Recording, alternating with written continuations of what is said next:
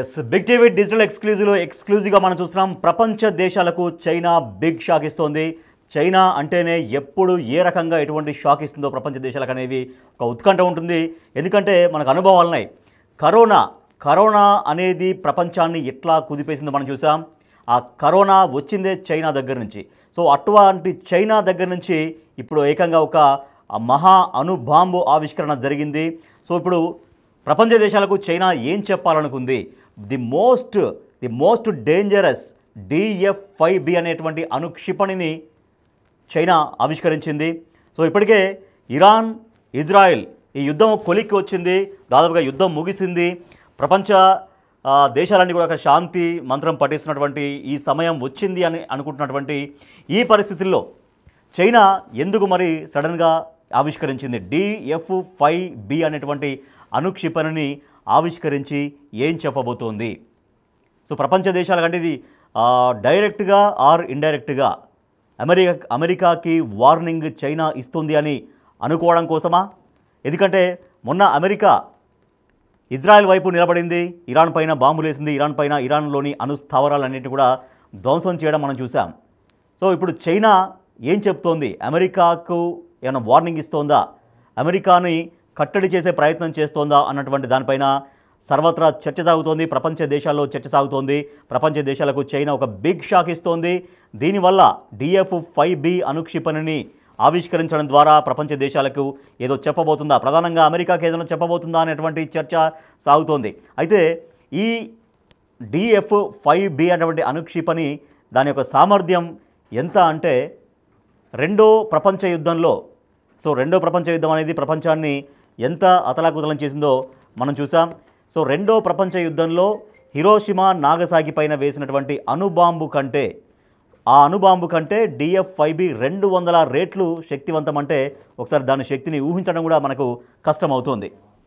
So అంటే రెండో ప్రపంచ యుద్ధంలో హిరోషిమా నాగసాకి పైన వేసినటువంటి అణుబాంబు కంటే ఒక్క అణుబాంబు వేస్తేనే హిరోషిమా నాగసాకి మొత్తం తుడిచిపెట్టుకుపోయిన పరిస్థితి. అటువంటి దానికి ఒకటి కాదు, రెండు కాదు, 200 రెట్లు శక్తివంతమైనటువంటి ఈ క్షిపణిని చైనా ఆవిష్కరించింది.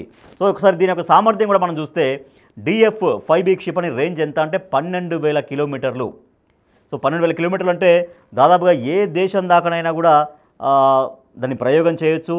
వాళ్ళు అనుకున్నటువంటి టార్గెట్ను చేరుకోవచ్చు. అంటే 12,000 కిలోమీటర్ల రేంజ్ అనేది దాని సొంతం కాబట్టి అమెరికా, యూరప్ లాంటి దేశాలను కూడా ఢీకొట్టగలిగే సామర్థ్యం అనేది ఈ క్షిపణి యొక్క బలము, శక్తి అనేది. రైట్, మా కొలీగ్ రామ్దాస్ దీనిపైన మరింత సమాచారం అందిస్తారు. ఎస్ రామ్దాస్, సో చైనా ఇప్పుడే DF-5B అనేటువంటి ఒక మహా అణుక్షిపణిని ఆవిష్కరించింది. దీని ద్వారా అమెరికాకి ఏమైనా చెప్పాలనుకుంటుందా? ప్రపంచ దేశాలకు ఏమైనా చెప్పాలనుకుంటుందా? ఈ అణుక్షిపణి ఆవిష్కరణ ద్వారా చైనా ఏమి చెప్పాలి అనేటువంటి లక్ష్యం, ఉద్దేశం కనపడుతోంది.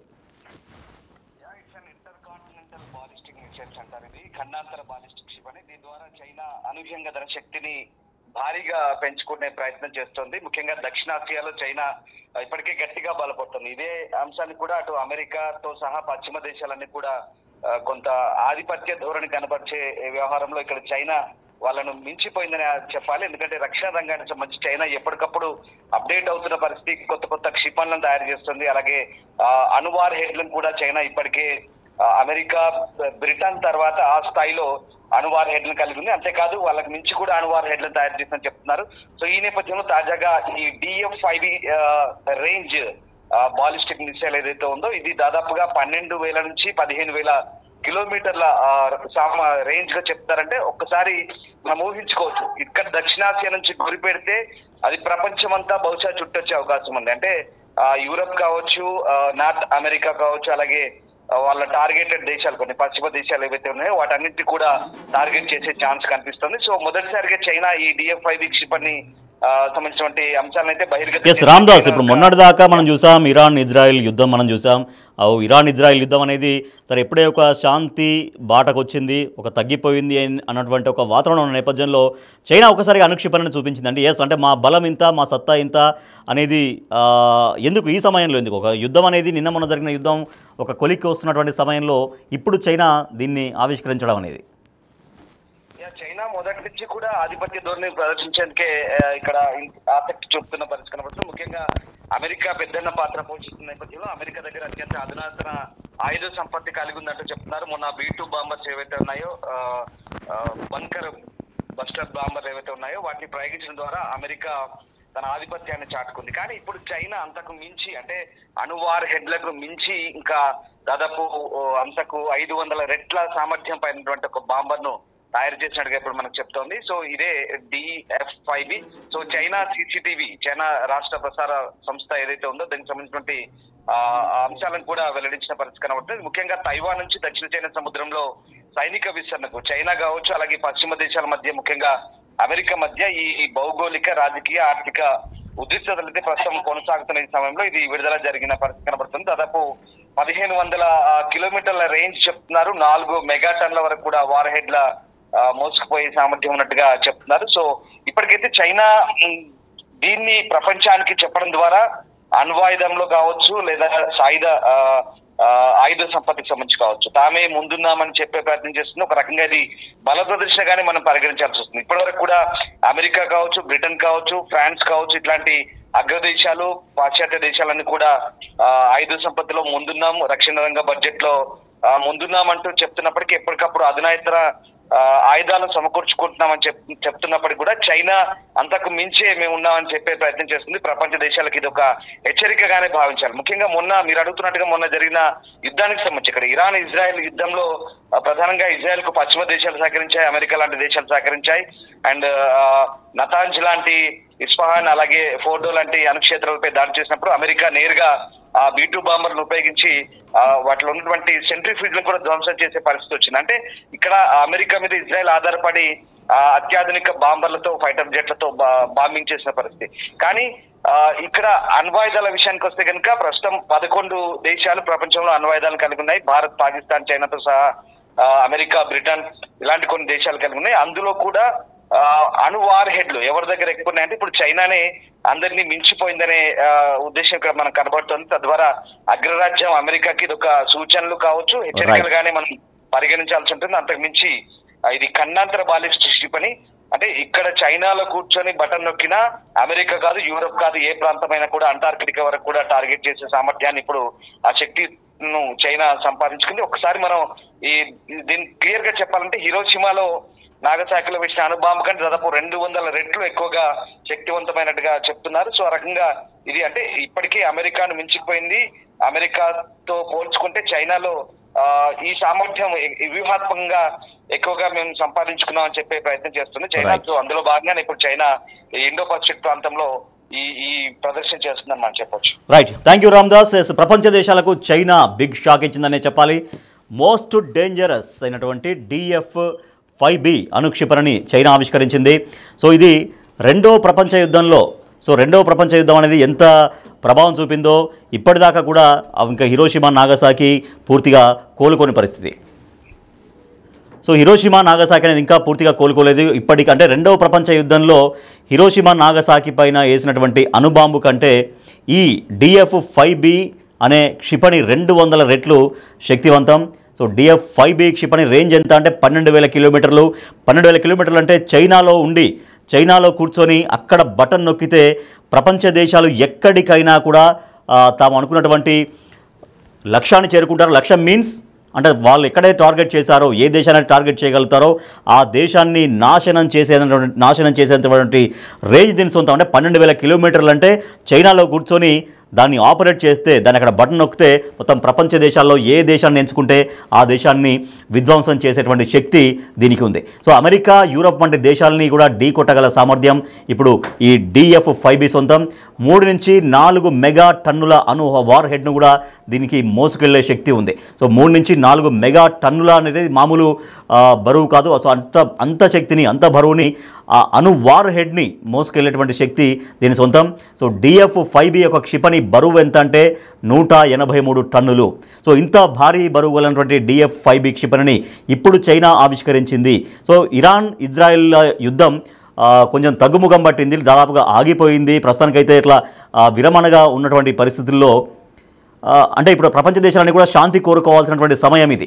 ఎందుకంటే ఇరాన్, ఇజ్రాయెల్ యుద్ధంతో, ఏ యుద్ధంతో అయినా కూడా ఏదో ఒక దేశం సరే, ఏ దేశం గెలిచినా ఏ దేశం ఓడిపోయినా కూడా ఇరు దేశాలకు ఎంతో కొంత చాలా వరకు నష్టం ఉంటుంది. సో అటువంటి సమయంలో ఇవాళ శాంతిని కోరుకోవాల్సినటువంటి ఈ సమయంలో ఇరాన్ ఇజ్రాయిల్ యుద్ధానికి కొంచెం ప్రస్తుతానికైతే పులి స్టాప్ పడ్డటువంటి ఈ సమయంలో చైనా ఎందుకు మరి దీన్ని ఆవిష్కరించింది? ప్రపంచ దేశాలన్నిటికీ హెచ్చరిక చేస్తోందా? కేవలం అగ్రరాజ్యంగా ఉన్నటువంటి అమెరికా ఆధిపత్యాన్ని నియంత్రించేందుకు, కంట్రోల్ చేసేందుకు, అమెరికాకు సమాధానం చెప్పేందుకు, అమెరికాను మించినటువంటి అణుశక్తి మా సొంతమని చెప్పేందుకు చైనా తాపత్రయపడుతోందా? సో ఎందుకు మరి ఈ సమయంలో DF-5B క్షిపణిని ఎందుకు ఆవిష్కరించింది అన్నటువంటి చర్చ ప్రపంచ దేశాల్లో సాగుతోంది. సో దేశ అణురక్షణ వ్యూహాన్ని రూపొందించడంలో DF-5B ఖండాంతర బాలిస్టిక్ క్షిపణిది కీలక పాత్ర కాబోతోంది. సో దేశ అణురక్షణ వ్యూహాన్ని ఇప్పుడు అనేది అంటే ఏ దేశానికి ఆ దేశపు రక్షణ వ్యవస్థ ఉంటుంది, దానికి సంబంధించినటువంటి అణుశక్తి ఉంటుంది. సో ఆ దేశాల అణురక్షణ వ్యూహాన్ని రూపొందించడంలో DF-5B అనేది ఒక ఖండాంతర బాలిస్టిక్ క్షిపణి. సో ఇది కీలక పాత్ర పోషించబోతున్నట్టుగా ఒక అర్థమవుతుంది పరిస్థితిగా. ఈ అణుక్షిపణిని చైనా అత్యంత రహస్యంగా రూపొందించింది. అంటే తమ బలాన్ని, తమ శక్తిని ప్రపంచానికి చాటి చెప్పే క్రమంలో ఈ అణుక్షిపణిని రూపొందించుకున్నటువంటి సమయంలో చాలా రహస్యంగా ఉంచింది. అణుక్షిపణిని రహస్యంగా చైనా రూపొందించింది. మరోవైపు చైనా అమెరికా మధ్య ఇప్పటికే వాణిజ్య వార్ కొనసాగుతోంది. సో అగ్రరాజ్యంగా ప్రపంచ దేశాల్లో అగ్రగామిగా అంటే అగ్రరాజ్యంగా అమెరికా ఉంటుంది. సో దాని ఆధిపత్యాన్ని బ్రేక్ చేయాలనేది చైనా ఎప్పటి నుంచో ఉంటుంది. సో చైనా అమెరికా మధ్య ఒక వాణిజ్య వారు కూడా కొనసాగుతున్న పరిస్థితి. ఈ నేపథ్యంలో మోస్ట్ డేంజరస్ క్షిపణిని ఎందుకు ఆవిష్కరించింది చైనా? సో డెఫినెట్గా ఇది అమెరికాకి సమాధానం చెప్పేందుకు, అమెరికాని నియంత్రణలో ఉంచేందుకు, తమ యొక్క అణుశక్తి ఈ స్థాయిలో ఉంది అని శత్రువుని అంటే ముందే పసిగట్టి రాబోయే పరిస్థితిని ఊహించి ముందే చైనా ఈ రకంగా తమ అణుశక్తిని చూపించే ప్రయత్నం చేస్తోందన్నటువంటి చర్చ సాగుతోంది. సో దీనిపైన ప్రపంచ దేశాలన్నీ కూడా ఇప్పుడు ఆసక్తికర చర్చ చేస్తున్నాయి. సో ఒకసారి DF-5B యొక్క క్షిపణి యొక్క దానికి సంబంధించినటువంటి నేపథ్యం చూస్తే చైనా DF-5Bని ఆవిష్కరించింది. ఇది ఒక ఖండాంతర బాలిస్టిక్ క్షిపణి. ఈ క్షిపణి చైనా యొక్క అణు సామర్థ్యాల్ని ఎత్తి చూపిస్తుంది. అలాగే అమెరికా పైన దాడి కూడా చేయగలదు. DF-5B క్షిపణి చైనా అణు దళాల ఆధునీకరణ లక్ష్యంలో భాగం. మరి ఇది అమెరికా అండ్ పశ్చిమ దేశాల మధ్య పెరుగుతున్న ఉద్రిక్తతలకు కారణం కూడా కావచ్చు. ఒకసారి DF-5B క్షిపణి యొక్క మరిన్ని వివరాలు మనం చూస్తే దాని ప్రాముఖ్యత ఏంటో మనం చూద్దాం. చైనా మొట్టమొదటిసారిగా DF-5B క్షిపణి సామర్థ్యాలను బహిర్గతం చేసింది. ఇది దాని అణురక్షణ వ్యూహంలో అత్యంత ముఖ్యమైనది. శక్తి ఎంత అంటే చూద్దాం. ఈ క్షిపణిలో బహుళ స్వతంత్రంగా రీఎంట్రీ వాహనాలు ఉంటాయి. అంటే ఇది ఒకేసారి బహుళ లక్ష్యాలను ఛేదించగలదు. అంటే అనేక టార్గెట్స్ ఇప్పుడు ఈ అణుక్షిపణి ద్వారా ఎట్ ఏ టైం ఒకే సమయంలో అనేక టార్గెట్స్ని చేయొచ్చు, అనేక టార్గెట్స్ని అచీవ్ చేయొచ్చు, ఆ టార్గెట్స్ని ఛేదించగలదు. అంటే బహుళ లక్ష్యాలని ఛేదించగలదు. దాని సొంతం అంత శక్తి దీని సొంతం. సో దీని పరిధి ఎంత? ఒకసారి పరిధి చూస్తాం. అంటే ఏదైనా అణు క్షిపణికి సంబంధించి ఒక రేంజ్ ఉంటుంది. అంటే ఎక్కడి నుంచి అయితే అణుక్షిపణిని ఎక్కడి నుంచి ఆపరేట్ చేస్తారో అక్కడి నుంచి ఎంతవరకు రేంజ్ ఉంటుంది? అంటే ఒక పక్క దేశం వరకే ఉంటుందా, కొన్ని వేల కిలోమీటర్లు ఉంటుందా, లేకపోతే అది అనుకున్నటువంటి లక్ష్యాలు ఫర్ ఎగ్జాంపుల్ ఒక దేశానికి సంబంధించి పొరుగు దేశానికి సంబంధించిన ఒక టార్గెట్ని ఛేదించడంలో అక్కడ దాన్ని విధ్వంసం చేయడంలో కొంతవరకే డిస్టెన్స్ ఉంటాయి, కొంతవరకే దాని రేంజ్ ఉంటుంది. అట్లా మరి ఈ అణుక్షిపణి ఎంత? మనం ఇందాక మాట్లాడుకున్నట్టుగా 12,000 కిలోమీటర్ల నుంచి 15,000 కిలోమీటర్ల వరకు కూడా ఈ క్షిపణి ప్రయాణించగలదని ఒక అంచనా. అంటే దీన్ని ఎక్కడి నుంచి అయినా ఏ దేశం పైన ఏ మూలకున్నా కూడా అక్కడి నుంచి ప్రయోగించి తన యొక్క లక్ష్యాన్ని చేరుకునేటువంటి శక్తి సామర్థ్యం ఈ క్షిపణికి ఉంది. ఇది అమెరికాను చేరుకుంటుంది, తర్వాత ఐరోపాను కూడా చేరుకోగలదు. అంటే అంత సుదూరానికి కూడా ఇది ప్రయాణం చేయగలదు, ప్రయోగించగలరు దీన్ని. సో అభివృద్ధి అంటే DF-5B క్షిపణిని ఎట్లా ఎవరు అభివృద్ధి చేశారంటే DF-5B క్షిపణిని చైనా తన అణు నిరోధక సామర్థ్యాన్ని పెంచడానికి, అలాగే అమెరికా యొక్క క్షిపణి రక్షణ వ్యవస్థను ఎదుర్కొనేందుకు అభివృద్ధి చేసింది. సో ఇది చైనా ఆవిష్కరించినటువంటి DF-5B యొక్క దాని ఉద్దేశం ఏంటి, దాని లక్ష్యం ఏంటి అనేది మనం మాట్లాడుకుంటున్నాం. అమెరికాను భయపెట్టే విధంగా, అమెరికాను సర్వనాశనం చేసేయడానికి కూడా మా దగ్గర శక్తి ఉందని చెప్పడం కోసంగాన. ఎందుకంటే ఇప్పటికే చైనాకు అమెరికాకు మధ్య ఒక యుద్ధం అనేది నడుస్తూనే ఉంటుంది ఎప్పటికీ. సో అటువంటి సమయంలో ప్రపంచ దేశాలకు చైనా బిగ్ షాక్ ఇచ్చే విధంగా ఒక మోస్ట్ డేంజరస్ DF-5B అణుక్షిపణిని చైనా ఆవిష్కరించింది. అయితే రెండో ప్రపంచ యుద్ధంలో హిరోషిమా నాగసాకి పైన వేసినటువంటి అణుబాంబు, ఆ అణుబాంబు సృష్టించినటువంటి విధ్వంసం మామూలు విధ్వంసం కాదు. ఇప్పటికీ కూడా హిరోషిమా నాగసాకి ఇంకా పూర్తిగా కోలుకోని పరిస్థితి అని చెబుతూ ఉంటారు. అటువంటి నేపథ్యంలో రెండో ప్రపంచ యుద్ధంలో వేసినటువంటి అణుబాంబు కంటే 1 కాదు 2 కాదు ఏకంగా 200 రెట్లు శక్తివంతం ఈ DF-5B అనేది. సో DF-5B క్షిపణి రేంజ్ మనం మాట్లాడుకున్నట్టుగా 12,000 నుంచి 15,000 కిలోమీటర్లు.